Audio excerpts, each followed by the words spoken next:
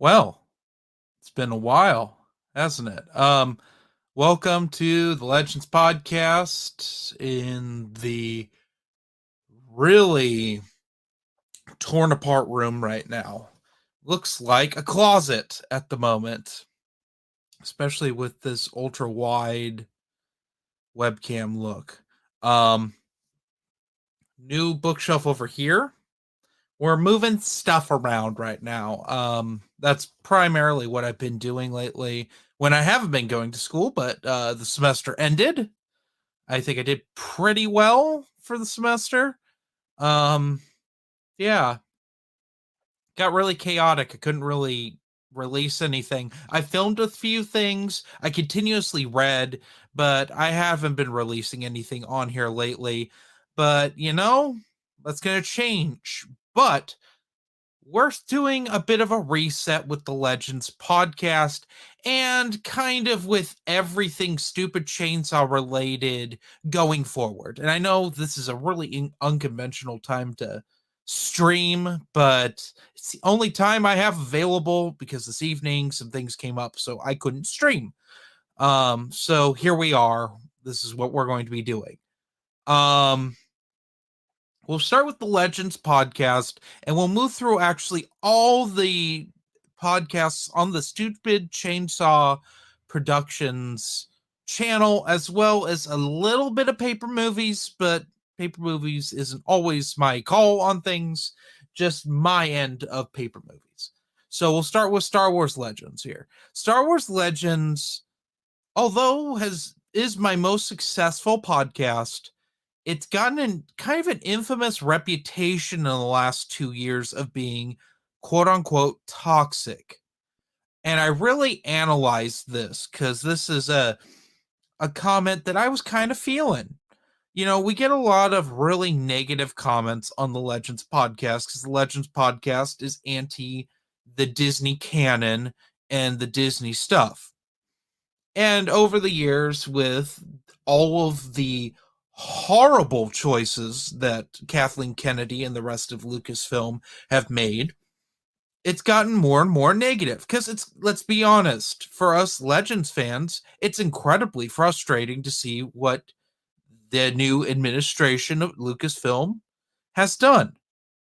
And all of the embarrassing political garbage, all of just the general garbage, the fact that a certain someone that we make fun of all the time on this podcast named Dave Filoni has so much control over things, and yet he releases worse and worse garbage.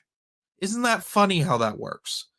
But from here on forward, we aren't going to talk about Dave Filoni anymore. We're not going to talk about Disney, quite frankly, anymore. I don't want to talk about it because they want you to talk about it, because if they're not going to release good stuff, then they're going to release bad stuff and start shit with everyone when it's bad. Not going to play that game with them anymore. No. Basically, I'm only ever going to talk about Disney Star Wars when they release Legends content. So right now that has to do with the Marvel omnibuses, which we did get the Empire Volume 2 omnibus. Thank you, Marvel. I'm glad you got off your fucking ass and did that. It's about time. And we're gonna get some more from them. And we're starting to get unabridged audiobooks again on Audible. That's great. That's great.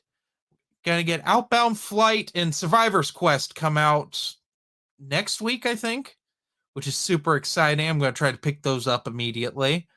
We're also going to get a couple more in January. I can't remember which ones they were. Um, I do know that the Commando books aren't getting them just yet, but give it time, people. Despite how I feel about Karen Travis's Republic Commando books, they're very popular. It would make them a lot of money, and it would be a very bad choice, which I think they were Del Rey and Penguin Random House Audio really realized they dropped the ball on that one, getting rid of the audiobooks. Um, Granted, Not all of them were great, but pretty much most of the ones they released for the Essential Legends collection were good. The only one I say wasn't great is Darth Maul Shadowhunter. I'm not a huge fan of. It's just the performance of the guy who voices Maul in TCW. He makes some very questionable choices with how he narrates. And he's a talented voice actor, don't get me wrong. But I don't know what the direction was on that. If he made those decisions, if the director of it made the decisions to have him just do 1,000 different voices when doing the main narrative rather than his own voice, which he has a nice speaking voice. I don't know what that was about, but it is whatever. And a lot of people love it. So I'm not going to really shit on it. It just wasn't my thing. I found it a bit distracting. Anyway, going forward, I kind of want to put this sort of memo forward with more positive content on my end. We're going to be end of December going into next year. We're really going to pump out a bunch of content on things that I really like that I've wanted to review for a long time. Starting with Star Wars Clone Wars Adventures, which for those of you who don't know, are the spin-off digest comics for Genndy Tartakovsky's Clone Wars. I've already filmed half of them so far. It went for 10 volumes. I've got the first 5 filmed. They're just waiting to be edited. We're also going to be tackling Jedi Apprentice, which I just finished book 16 of that. So we're almost done with Jedi Apprentice. Reason I took a break from Jedi Apprentice was I think I burned you all out. Real quickly, we do have someone watching. Small Time says hello, Small Time. Anyway, Jedi Apprentice, yeah, it's a lot. I get it. It's a great series. But I get why y'all weren't watching them, because that was the only type of Star Wars review was on a YA series that's pretty hard to get. I get not wanting to watch that. So I'm going to be intermixing that with, well, Clone Wars Adventures will pump out the first 5 of those. Are going to come out like immediately, as well as the Indiana Jones Adventures, which is a pseudo series that's in the same style as Clone Wars Adventures, digest size comics. We're going to actually start with that. That's the first thing coming out. I'm going to have one of those come out this weekend. There's only 2 of those, and then we'll jump into Clone Wars comics. But we're also going to come back to Aliens, specifically classic Aliens. I'm talking the original Mark Vierman comics. I'm going to go through those omnibuses as well as the Predator omnibuses, because Predator Omnibus Volume 2 is coming out, which pretty much completes the collection of all the Predator comics with the exception of Archie versus Predator. Well, any of the weird tie-in comics where it was cross-platform with like DC, like Batman versus Predator, Batman versus Alien. They did some with Superman. They're mostly terrible, people. Those aren't collected. You're not even going to get Archie versus Predator. You're not going to get either of those because I think they made 2 of them. I've not read those. You're not getting those in these omnibuses. The real downside with both these Aliens and Predator omnibuses, we're not getting Fire and Stone or Life and Death. These were big events near the end of Dark Horse owning the rights to Aliens and Predator, because they also own the rights to Prometheus and AVP. So we had these big crossovers. For those of you who have been longtime fans of the channel, I covered all of Fire and Stone. I don't know if I covered Life and Death so much. I think I reviewed some of it in Comic Book Throwdown. Was a big fan of those series. Really liked them. They're very hard to get now. And I wish that they would just Marvel would re-release them in omnibus form. I don't know if they have an issue with the Prometheus label. They can't with Alien versus Predator because they own the two. That'd be weird if they didn't own AVP as a property, but they owned Aliens and Predator. That'd be really bizarre. Because we haven't gotten an AVP omnibus through Marvel yet. I'm not sure. It might have to do with the AVP movies bombed so badly that they just don't want to touch that. I get it on a money standpoint, but it's been so long since those comics have been re-released, and they released the novels. The AVP Del Rey novels got re-released in a Titan Books little paperback omnibus. And they have released Aliens versus Predator. I think it was Rift War. I covered it on the channel 2 years ago. No, it was last year. It came out, I think, either end of 2022 or early 2023. It was good. Got a lot of views, so there are people who care about the AVP label, but they haven't released anything with that. I don't know. I get not releasing Fire and Stone and Life and Death because they're just tie-in. They're like huge events that are over 4 different storylines, but like just do their own omnibuses. I think based on how the big hardcover library editions through Dark Horse that are way out of print go for online. Yeah, you have a market for it. You could publish them. I don't know what words are today. Sorry. So we're gonna pivot here because we're gonna talk. As I was saying, we're gonna do Aliens. Gonna do some Predator stuff with the comics and the early novels. I'm also planning a little later on in 2024 getting back into the Titan book stuff, starting with Aliens Phalanx and moving forward that way. Getting that stuff taken care of. Might even retry to read Alien Echo, the only YA Alien book. We'll see. That thing was horrific. That was a horrific read. I got 2 chapters in and I returned the audiobook. That's how bad it was. And I don't return audiobooks often. I still have all of Chuck Wendig's Star Wars books in audio. So like that should say something. I have a lot of terrible audiobooks on Audible that I will never listen to again, but I didn't feel nearly as robbed as I did for Alien Echo. So I don't know. It was terrible. It was not for me. And I don't think it was for most Alien fans because no one talks about Echo. Whereas like if I talk badly on like Sea of Sorrow or Out of the Shadows, people defend those. They do have a fan base. We got Noah showing up, Quality Autism. I'm glad you're here because we're talking about I'm about to pivot to stuff with us. So we'll start with Live and Let's Discuss. Live and Let's Discuss has 2 episodes that have not been released yet, but they have been recorded.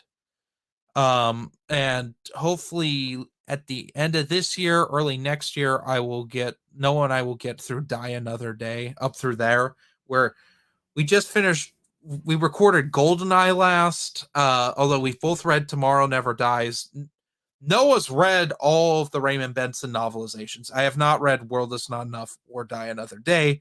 Do plan to, if not at the end of this year, early next year. Because I'm kind of on a kick with listening to fan audiobooks of Alien and Predator books.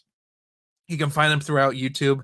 I'm so glad that there's a fan community that just makes these because it's needed. It's needed, and a lot of these books are really hard to get now. So we're gonna talk about these sort of things. But like, I don't know what I'm saying. I'm sorry. I'm tired. I slept like 2 hours last night, so please give me a break.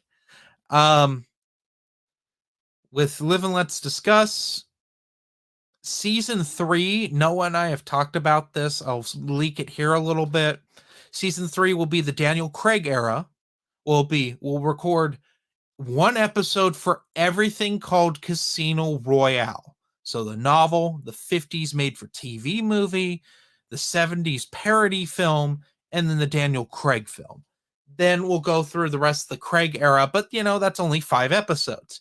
So we're going to tackle Young Bond, the YA books that came out in the mid 2000s, went into the 2010s.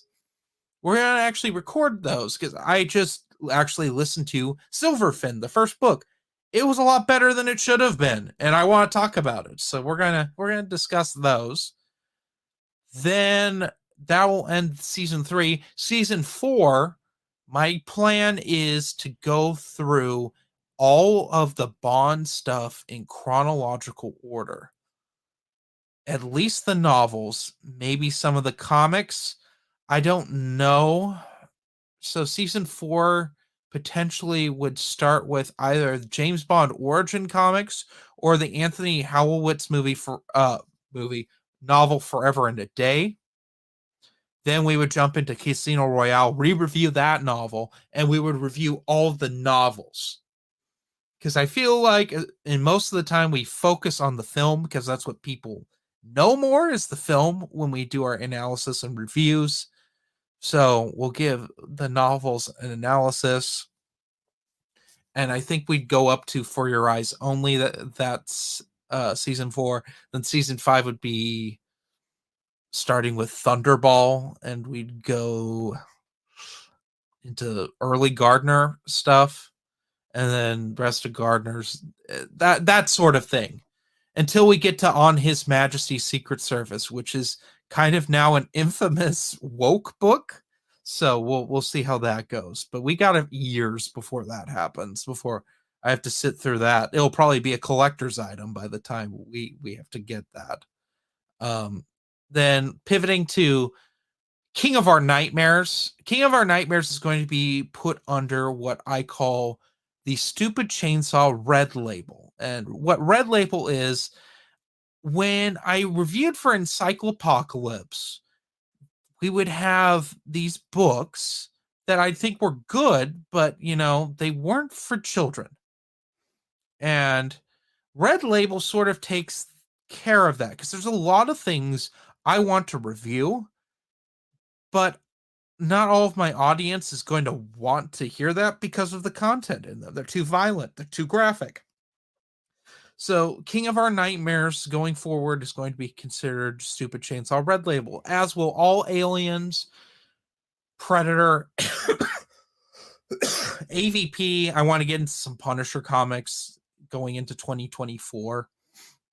That stuff's all going to be Red Label. So that means that we'll be swearing. We'll be swearing throughout those. They're going to be explicit tag for sure streams and videos potentially. I don't know. I don't always cuss in my reviews. But we all know that Noah can't help but swear. And he has a little thing to add back to the Tomorrow Never Dies review. We may be throwing in Forever and a Death by Donald Westlake. Yes. I don't know if I'll read it necessarily, but Noah will probably cover it. I don't know if I have time necessarily. I got a lot of reviews to do. Going forward as well, King of Our Nightmares, we did a live stream back in October with where we talked about Firestarter and Roadwork. I am currently working on getting through Dance Macabre. It might be one of the worst things I've ever read. It is a drunk rambling. I don't know if I'll finish it. I kind of hate it. I kind of really, really hate it. Yeah, it's bad. So we'll see. We'll see how far I get with that. Plans for season 2 is to get through at least half of the 80s. I don't know if we'll get through all the 80s. There's a lot of books. If we get to it, I will say we've accomplished something. With that being said, I don't think I'll reread The Talisman because I read it fairly recently, but Noah probably will. It's a solid book, don't get me wrong, but it's really long. And I don't know if I have time for that. Then we pivot to Walking Without Rhythm, which we're almost done with season 1. I know it's taken forever. We do have Heretics of Dune. I don't know if that's come out yet, but it's up to come out. And then I'm in the middle of Chapter House Dune right now. I actually took a break from it because with the Dune stuff, you gotta be in the mood for reading some Dune, in my opinion. And I was not in the mood to read Chapter House Dune after we finished Heretics. So I've only gotten like an eighth of the way through the book. I don't know. I have other things that I'm working on right now. So, yes, we will get through Chapter House Dune, and then potentially Noah will be leaving not paper movies, Walking Without Rhythm, or at least taking a break for a while. And I am in talks with potentially a new co-host for season 2, because season 2 will be the Kevin J. Anderson prequels, the House trilogy, and the Jihad trilogy, like the early stuff, like the Balerian Jihad and all that stuff. So Noah said he wanted to come back for the Kevin J. Anderson Dune sequels to Chapter House, which would be Hunters of Dune and Sandworms of Dune. So he would come back for that. But yeah, and Noah's already said that he has reread Talisman. I kind of remembered that after I said that. And yeah, it's a solid book. I really liked it, but it's like a 26-hour audiobook to listen to, and I just don't have time for that right now. Yeah. So that's all the podcasts. We've gone through Stupid Chainsaw Red Label. We've gone through pretty much most of what I want to talk about. I do plan to potentially get some Dragonlance out. I was going to re-review the Chronicles books. Watching the reviews I did, they're fine enough. I'm not going to re-record those. I'm partly through 20 books right now. All right. Give me a break. So December is going to actually be whittling down my Goodreads list. I do plan to actually link my Goodreads account so you can follow along with what I'm reading. Granted, when it comes to certain things with Goodreads, I have to guesstimate how I log them. For instance, I've read 84 books according to Goodreads this year. One glitched out, so it said that I read one of the Paper Movies books twice, which I did not. I think it was Last Crusade. It says I read it twice. I did not read it twice. Why would I read it twice? It's a good book, don't get me wrong, but why would I read it twice in the month of like March? That's weird.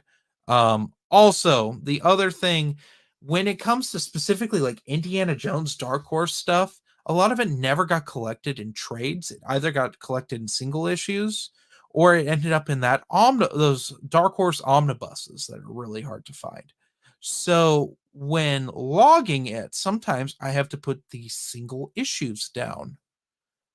So that messes with my score stuff. That's why, like, I had a goal of reading 70 books this year. I've well surpassed it. Part of that has to do with that sort of having to log single issues in, so I can accurately follow what I've read and what I've reviewed. I kind of use Goodreads as a log of things that I review, and some things I don't review, like the nonfiction stuff I do tend to read, like Wise Guy, or I Heard You Paint Houses, because I like reading mafia nonfiction stuff, like crime stuff. I have a love for that, but I don't review that on the channel. That I have no desire to do that. I've reviewed one nonfiction book ever, and that was a request from a publisher. And after doing that, I never wanted to review a nonfiction book again. I just don't. It's not my thing. I don't like making the reviews. I think they're horribly boring, and personally, I will not watch a review on a nonfiction book. I just won't. It's not my thing. If I want to read a nonfiction book, I'm not going to watch a review on it. I'll just experience it myself, or I'll read reviews. I don't know. There's not a lot you can add to a nonfiction book review, in my opinion. Whereas fiction stuff, it's more entertaining to watch. So yeah, that's pretty much it. I got through this really quick. I was expecting this to take an hour, and it's only taken 25 minutes. So cool. And I'm actually glad people showed up. Well, yeah, we will do that for King of Our Nightmares. I'm not looking forward to any of those, especially Dance Macabre. On writing, it's the only Stephen King book Matt Wilkins has read, and he liked it. Also, Secret Window. I think that's a nonfiction one King wrote. His Guns essay. I was actually talking to someone about that and how not looking forward I am to reading blatant Stephen King's terrible political opinions, you know. He's just such a weird radical, especially now. The older he gets, the more radical he gets and more embarrassing he gets.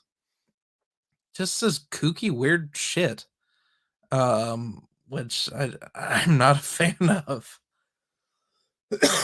Needless to say, there's a reason I don't follow Stephen King on Twitter anymore. It's kind of embarrassing. Yeah. Or read Owen King stuff, his political son. Joe Hill stuff, read that. Don't read Owen King stuff. It's not worth your time. Also, don't read Tabitha King stuff. Also not worth your time. Oh, yes, you are going to read Faithful. Faithful is Stephen King's nonfiction book about the Red Sox. I think it's the Red Sox that he's a huge fan of. Yes, we're reading Faithful. You're going to read it. You're going to read it, Noah. You're going to like it. We'll get Matt Wilkins to read that one. That'll be the day. We get Matt Wilkins on King of Our Nightmares so he can read a book about the Red Sox because he's a baseball fan. Noah and I are not baseball fans, but if I'm going to read Faithful, Noah's going to read Faithful. My goodness. Anyway, that's pretty much all I have for this. What am I currently reading?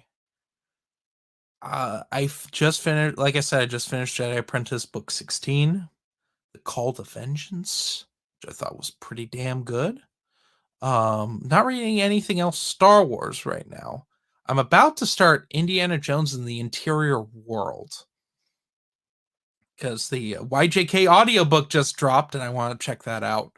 And they dropped the first part of it. They break those books into 8 parts, and the first one dropped, which is probably like a couple chapters of the book. They're usually about an hour-long videos. I put them on while at work and listen to them. Currently, I'm about a third of the way through Predator Concrete Jungle, the novel. I read Concrete Jungle, the comic, a little while ago. Such a weird story because Predator 2 rips so much off of Concrete Jungle. Like, I think they wanted to actually adapt Concrete Jungle and they didn't have the money for it because Concrete Jungle gets wacky at the end. I don't know. It was, I don't know which one's better. You'll get my opinion later when I jump into the Predator Omnibus because they actually have collected the Predator 2 comic. Yeah, they made a movie comic adaptation of Predator 2. They didn't for Predator. I did check out the novel. I finished the novel earlier this week. I checked out the novelization for Predator. What a weird fucking book. We're going to be talking about it on Paper Movies, which, okay, we can talk about Paper Movies. I will be making some appearances on Paper Movies next season. I won't be fully on there, but yes, I'm still a host of Paper Movies. I just don't have time to deal with that. So we're gonna probably do a Predator review. I'm not sure if I'm supposed to talk about that, because we haven't set that stuff in stone. But I will be reviewing Predator, whether it's with the guys or a single cut. I will be reviewing it. I'm hoping it's with the guys because there's a lot to talk about with the Predator novelization, not the Predator novelization, which we did have Noah on for that. But Predator, that's a weird novelization. It's amazing how much of that movie was rewritten while in production. I mean, Poncho's called Ramirez for most of the novelization. He's only called Poncho twice. So, yeah. And there's so much anti-Reagan dialogue that I could almost guarantee Schwarzenegger said no to, because he's known for being a big Ronald Reagan fan, especially in the 80s. So, yeah. Anyway, Predator, what a weird novelization. Might check out Predator 2 next year, not sure, at least novelization wise. I'll definitely check out the comic. I really want to get into these old Dark Horse comics. The Indiana Jones stuff, although a good chunk of it was kind of mediocre, it got me craving 90s Dark Horse stuff. Man, and I do have a few things in the bag. As you all know, I put a poll up for what you wanted me to review first, which pretty much, if you haven't voted in that already, go vote. It's between Indiana Jones and the Unicorn's Legacy and Aliens Nightmare Asylum, the novel, because I will actually be reviewing the comic this month. That's one of the early reviews coming out. I think I'll be releasing it next week, actually. That's a solid one to talk about. If not Nightmare Asylum, the comic, I'm going to be talking about an Aliens comic from the 90s. There's a one shot I think I want to talk about first. And I also want to talk about the new version of Outbreak, the comic, the first Mark Veerman comic that Steve Perry adapted into Earth Hive, because there's differences with that compared to any of the other releases I've ever seen of it. And we'll discuss that. I don't know if it'll get its own video. It might be intermixed with this this one shot review, just so we can have a little longer runtime. So yeah. Anyway, yes, Noah, it is the weaponized autism Predator story. Is the Predator. It's a shame that Prey got a movie. The movie got released straight to Hulu, because that was a solid movie. I had issues with it, but it was so much better than anything, both Predator and Alien, quite frankly, that's come out like the last decade. Small Times as Field of Dreams was Shoeless Joe, the book Field of Dreams is based on, is pretty good. I've never seen Field of Dreams because I'm not a big baseball fan really anymore. I was for a very short period of time, but now I don't care.